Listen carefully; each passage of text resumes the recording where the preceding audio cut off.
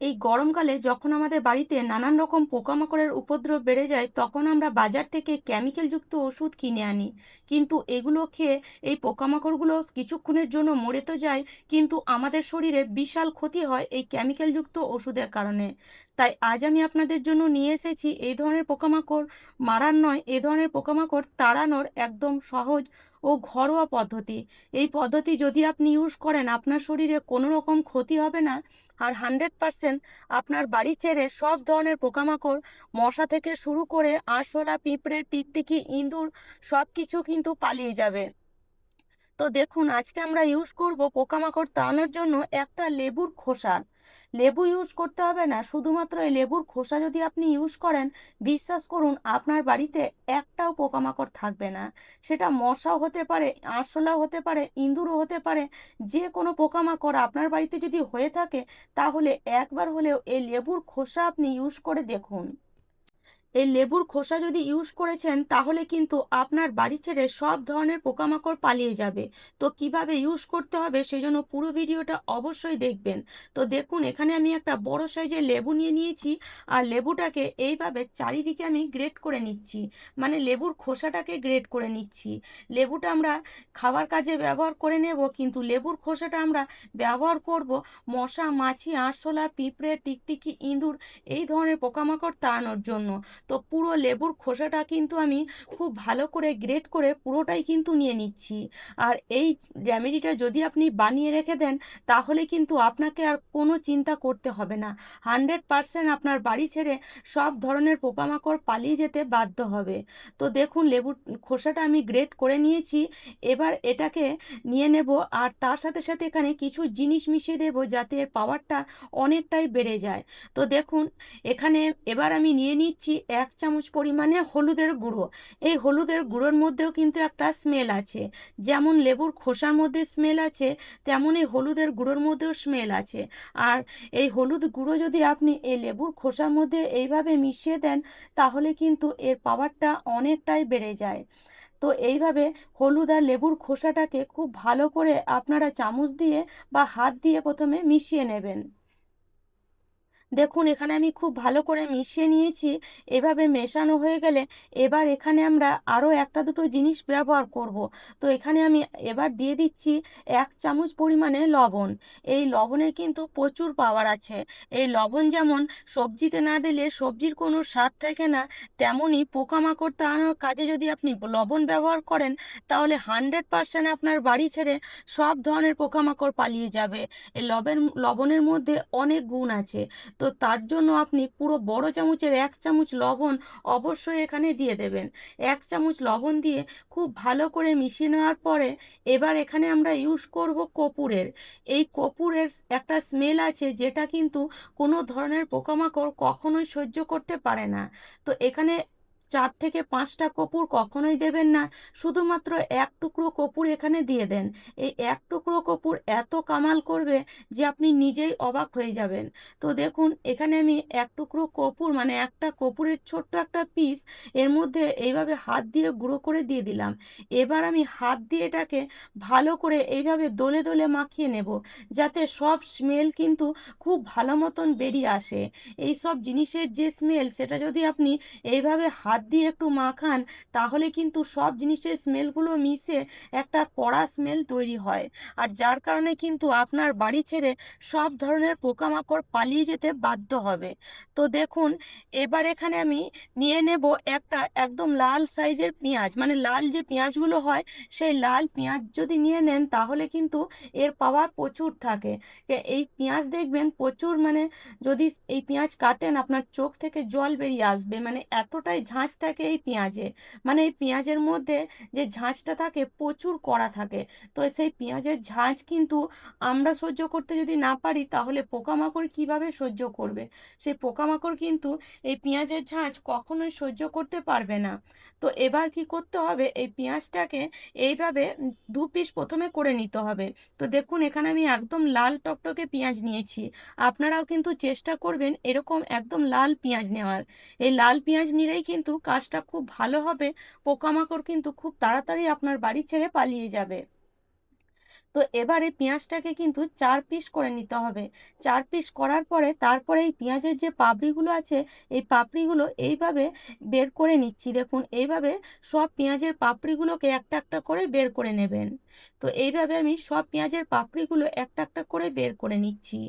আর এই পেঁয়াজ যদি আপনি ব্যবহার করেন তাহলে বিশ্বাস করুন আপনার বাড়িতে কোনো রকম পোকামাকড় থাকবে না। কেননা পেঁয়াজের ঝাঁঝ কোনো পোকামাকড়ই কিন্তু সহ্য করতে পারে না। তো কিছুটা বের করে নিয়েছি আর বাকি যে ওপরের অংশগুলো ছিল সেগুলো সবজিতে আমি দিয়ে দেব। তো এবার চলুন, এবার এই যে ছোট ছোট পেঁয়াজগুলো আমরা বের করলাম যে পাপড়িগুলো, সেগুলো আমি এবারে একটা প্লেটের মধ্যে নিয়ে নেব। তো এইভাবে একটা প্লেটের মধ্যে অবশ্যই নিয়ে নেবেন যাতে আপনাদের দিতে সুবিধা হয়। দেখুন এগুলো কিন্তু দেখতেও খুব ভালো লাগে। যদি আপনি বাড়ির মধ্যে এগুলোকে রেখে দেন, কেউ হঠাৎ করে দেখলে ভাববে কোথা থেকে কোনো একটা জিনিস আপনি কিনে এনেছেন। তো দেখুন এবার কি করব, একটা পেঁয়াজের পাপড়ি নিয়ে এই পেঁয়াজের পাপড়ির মধ্যে দিয়ে দেব এই রেমেডিটা। এই রেমেডিটা যদি এইভাবে পেঁয়াজের পাপড়ির মধ্যে দিয়ে দেন তাহলে পেঁয়াজের স্মেলের সঙ্গে এই রেমেডিটা মিশে যায়, যার কারণে এর স্মেলটা কিন্তু আরও অনেকটাই কড়া হয়ে যায়।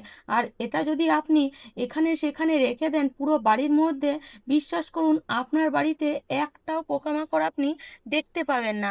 তো এটা দিয়ে আপনি কি কি তাড়াতে পারেন সেটা আমি অবশ্যই বলবো। তার আগে পুরো পেঁয়াজের মধ্যে এই রেমেডিগুলো আমরা এইভাবে নিয়ে নেব। তো দেখুন এইভাবে আমি পুরো পেঁয়াজ সব পেঁয়াজগুলোর পাপড়ির মধ্যে একটা একটা করে নিয়ে নিচ্ছি, কেননা আমি এগুলোকে পুরো ঘরে 7 থেকে 8 দিন ধরে রেখে দেব।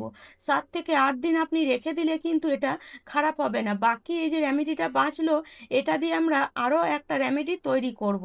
তো চলুন এবার এখানে আরও একটা রেমেডি তৈরি করার জন্য এখানে আমি নিয়ে নিয়েছি তুলো। তো এখানে কিছুটা পরিমাণ আমি তুলো নিয়েছি, তুলোটাকে হাত দিয়ে এইভাবে একটু চওড়া করে নেব।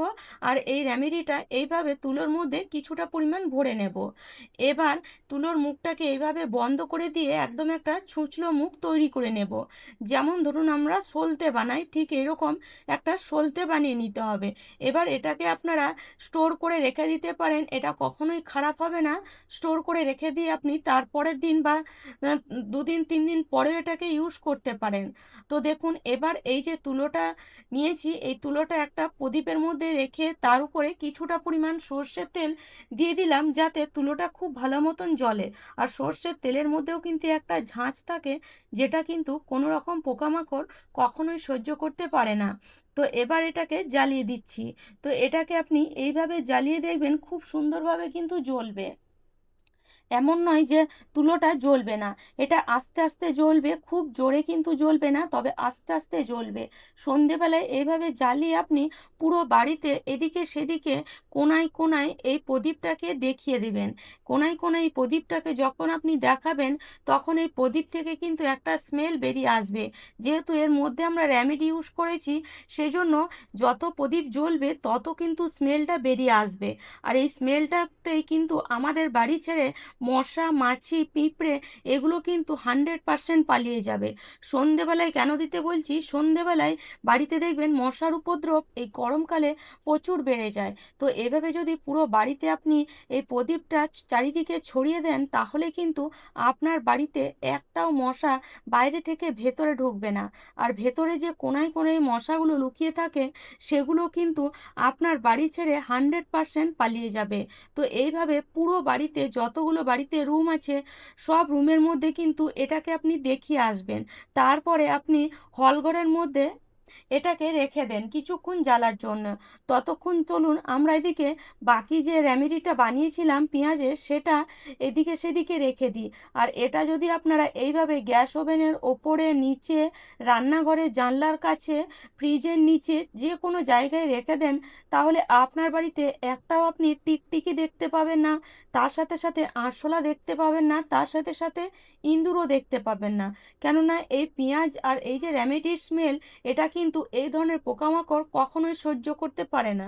বিশেষ করে টিকটিকি ইঁদুর আর আরশোলা কিন্তু কখনোই পেঁয়াজের স্মেল বা এর সঙ্গে যে রেমেডিগুলো আমরা মিশিয়েছি এর স্মেল কখনোই সহ্য করতে পারবে না। তো এভাবে আপনি চারিদিকে রেখে দেন দেখবেন 5 থেকে 6 দিনের মধ্যে সব ধরনের পোকামাকড় আপনার বাড়ি ছেড়ে পালিয়ে যাচ্ছে। আর দেখুন প্রদীপটা অনেকক্ষণই জ্বলেছে, মোটামুটি 1 থেকে 1.5 ঘন্টা প্রদীপটা কিন্তু এইভাবেই জ্বলবে।